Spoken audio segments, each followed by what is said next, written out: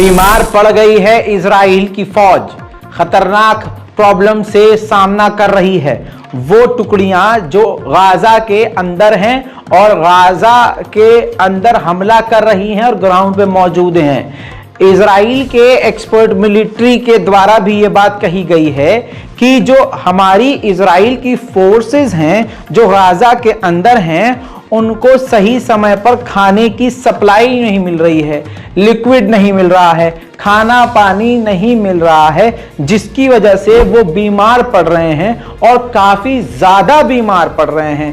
एक तो घायल तो हो रहे हैं ज्यादा से ज्यादा, और ऊपर से घायल होने के बाद उनको जिस ग़िज़ा की ज़रूरत है, जिस तरह के खाने की फूड की ज़रूरत है, वो उनको समय से नहीं मिल पा रहा है।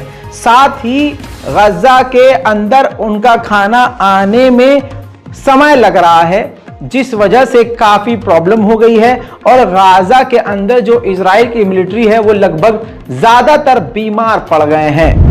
उधर हमास के टनल को बर्बाद करने के लिए समुद्र का पानी उनके टनल से कनेक्ट कर दिया गया है। मैं लगातार इसको कवर कर रहा था, अब आपको दिखाने वाला हूं। ये वीडियो देखिए, समुद्र के पानी को डायरेक्ट कनेक्ट कर दिया गया है हमास के टनल्स में, और टनल्स के अंदर अब भारी मात्रा में पूरी तरह से सीवर की तरह पानी भर दिया गया है, जिसके बाद हमास के टनल पूरी तरह से बेकार हो जाएंगे।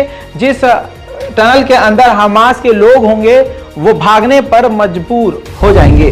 हमास के टनल्स में पानी जो डाला गया है, इसके बाद गाजा की जो अथॉरिटी और मेडिकल टीम है उसने कहा है कि ये जो समुद्र का पानी डाल दिया गया है, गंदा पानी जो डाला गया है हमास के टनल के अंदर, इससे भविष्य में गाजा को ताजा तरीन और साफ सुथरा पानी नहीं मिलेगा। उधर इजराइल ने अब नॉर्थन गाजा में भी अस्पतालों को निशाना बनाया है और कमाल अदवान नाम का एक अस्पताल आउट ऑफ सर्विस हो गया है, बंद हो गया है। उधर दोस्तों अमेरिका ने चिंता जताई है और काफी परेशानी जताई है कि इजराइल के हमलों में जो लेबनान के सैनिक मारे गए हैं, ये काफी टेंशन वाली बात है। इससे जो एस्केलेशन है यानी वायलेंस है वो लेबनान के क्षेत्र में आधिकारिक तौर पर बढ़ सकता है। हमास के ऊपर खतरनाक इल्जाम लगा है और इस इल्जाम को भारत से लेकर गोदी मीडिया, भारत के और तमाम यूरोप के मीडिया प्रमोट कर रहे हैं। इसको आप प्रोपेगेंडा समझिए या कुछ और, लेकिन आपके सामने रिपोर्ट रख रहा हूं। मेरे दोस्तों, यूएन के अंदर इजरायली चश्मदीदों ने बताया कि हमास के लड़ाकों ने महिलाओं का बलात्कार किया, उनके प्राइवेट पार्ट को काट दिया और साथ ही उनका गैंगरेप किया। दोस्तों डिटेल रिपोर्ट है और सबूत देने वाले इजराइल के हैं और जो चश्मदीद हैं वो इजराइल के हैं। कितना सच और कितना झूठ होगा इसी चीज से आप समझ सकते हैं।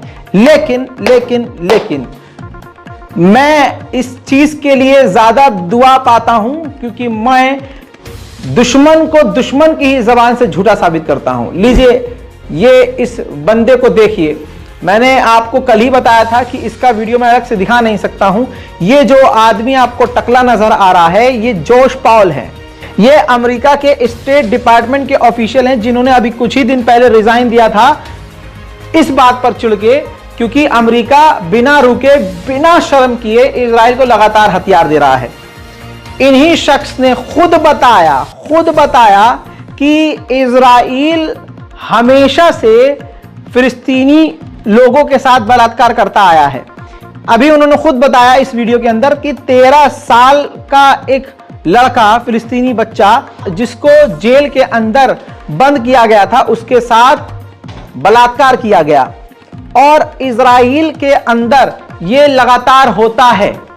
ये खुद बोल रहे हैं कि इजराइल की जेल में, जेरूशलम में, इजराइल में, तेल अवीव में, जहां जहां जेल है सब जगह इजराइल की जेलों के अंदर बलात्कार किया जाता है फिलिस्तीनी कैदियों के साथ। Rising to an intolerable level. I think what happened on October 7th was an absolute atrocity, was 1,000 atrocities. I think at the same time we condemn those atrocities, we have to condemn the atrocities that happen every day to Palestinians in the West Bank.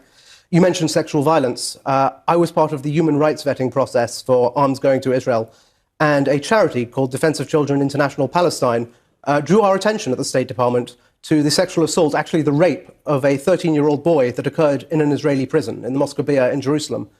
We examined these allegations. We believed they were credible. We put them to the government of Israel. And you know what happened the next day? The IDF went into the DCIP offices and removed all their computers and declared them a terrorist entity. I think it is vital that atrocities not happen to anyone, not sexual violations, not any kind of gross violation of human rights. सुना दोस्तों, America के senior state department के पूर्व अधिकारी कह रहे हैं कि मैं तो ह्यूमन राइट का भी पार्ट था और इजराइल ये जेल में रोज करता है। लेकिन इसके विपरीत उल्टा इल्जाम गाजा पर लग गया है। इस पर गुस्सा जताया है खुद नेतन्याहू ने कहा है गुस्सा करते हुए कि दुनिया खामोश क्यों है, हमारे यहूदी ज्यूइश महिलाओं के साथ, इजरायली महिलाओं के साथ सेक्सुअल वायलेंस हुआ है। Women's rights organizations to the human rights organizations. You've heard of the rape of Israeli women? Horrible atrocities, sexual mutilation? Where the hell are you? I expect all civilized leaders, governments, nations to speak up against this atrocity. इसके बाद तुरंत Biden ने sexual violence bye Hamas की निंदा करी है। एक नया शोषा छोड़ा गया है दोस्तों मार्केट में। उधर मेरे दोस्तों हमास की तरफ से, गाजा की तरफ से कहा गया है कि यह सब झूठ है और यह नया शोषा इसलिए छोड़ा गया है ताकि अपने जेनोसाइड को, कत्लेआम को वो जस्टिफाई कर सकें और छुपा सकें। एक कांड और खुला है जो 7 अक्टूबर से पहले गाजा के बॉर्डर पर इजराइल की फौज तैनात थी। 2 दिन पहले ही उस फौज को, उस यूनिट को हटाकर वेस्ट बैंक में तैनात किया गया था।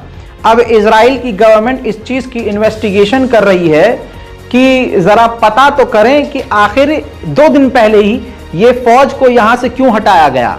तो भाई खेल अंदर से ही शुरू हुआ है, कुछ अंदर ही अंदर गड़बड़ है। उधर इजराइल ने जो है वेस्ट बैंक के इलाके में फिर से रेड करी है हर रोज की तरह। इस रेड में भी एक फिलिस्तीनी मारा गया है और 22 घायल हुए हैं। ईरान के राष्ट्रपति इब्राहिम रईसी ने कहा है कि जिस तरह से इजराइल बच्चों और औरतों को मार रहा है, इसी काम की वजह से इजराइल का रूल, इसका जो भौकाल है, खत्म हो जाएगा। गाजा की तरफ से जो हॉस्टेज इजराइल के रिहा हुए, उनकी मुस्कान और खुशी ने अमेरिका, इजराइल और यूरोप को डरा दिया। आप समझ रहे हैं? और उन यहूदियों को जब रिसीव किया इजराइल ने, लोगों से मिलने से इनकार किया, मीडिया को बाइट देने से रोक दिया। यह चीज चल रही है। अब इजराइल का झूठ ऐसे और खुला क्योंकि गाजा की तरफ से कहा गया कि हमने किसी को मारा नहीं, किसी को पीटा नहीं, किसी का कुछ किया नहीं। और इजराइल के बहुत सारे हॉस्टेज ने बताया है कि उनको अच्छे से रखा गया और कई लड़कियां हमास के लड़ाकों से इंप्रेस नजर आई, जैसे उनके प्यार में गिर गई हों। अब उस चीज का जस्टिफिकेशन कुछ भी नहीं है। तो अमेरिका, इजराइल ने एक नया शोषा छोड़ा, कहा कि जिन हॉस्टेज को रिहा कर रहा था गाजा, वो रिहा करने से पहले उनको ड्रग्स दे रहा था, जिसकी वजह से वो खुश नजर आ रहे थे, मुस्कुराते हुए नजर आ रहे थे। वाह वाह भाई वाह कुछ भी। उधर कतर के अमीर ने कहा कि जो ये ट्रेजेडी हुई है, इस सबको अवॉइड इजराइल कर सकता था अगर फिलिस्तीनियों को वो इंसान समझता और उनको स्टेट दे देता। 7 दिसंबर को इब्राहिम रईसी ईरान के राष्ट्रपति पहुंचेंगे सीधा रशिया व्लादिमीर पुतिन से मुलाकात के लिए। वहीं ईरान के 2 जो सीनियर अधिकारी सीरिया में मारे गए हैं इजराइल के हमलों में, उनका फ्यूनरल, उनका अंतिम संस्कार ईरान में बड़े जोश खरोश से हुआ। वहीं मेरे दोस्तों आपको बताना चाहूंगा कि ईरान ने सफाई दी है कि हमारा कोई भी हाथ नहीं है अमेरिका के किसी भी बेस पर हमले के पीछे। अमेरिकी कांग्रेस मेंबर ने यूएन से मांग की है कि आप यूएन से उन अधिकारियों और उन मेंबर्स को हटा दीजिए जो इजराइल के खिलाफ बोल रहे हैं। अंधेर नगरी चौपट राजा, इनके अब्बा का राज चल रहा है। अमेरिका में जो मुस्लिम और अरबिक लोग हैं, जो अरब के लोग हैं, वो पूरी तरह से अमेरिका के खिलाफ हो गए हैं और बाइडेन के खिलाफ हो गए हैं।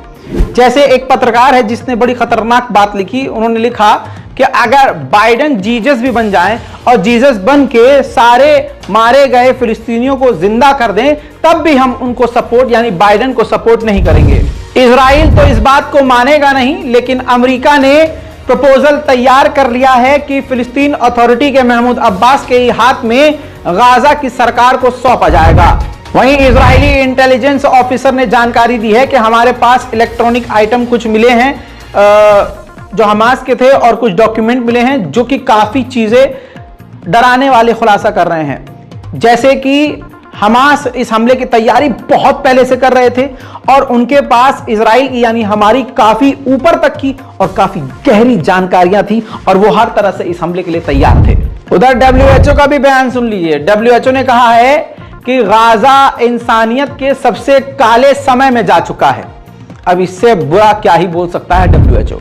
इस रिपोर्ट को शेयर कीजिए, चैनल को सब्सक्राइब कीजिए और अपनी राय गाजा और फिलिस्तीन के लिए अपने कमेंट में जरूर राय छोड़िए। मैं हूं रजा और आप देख रहे थे रजाग्राफी। जय हिंद।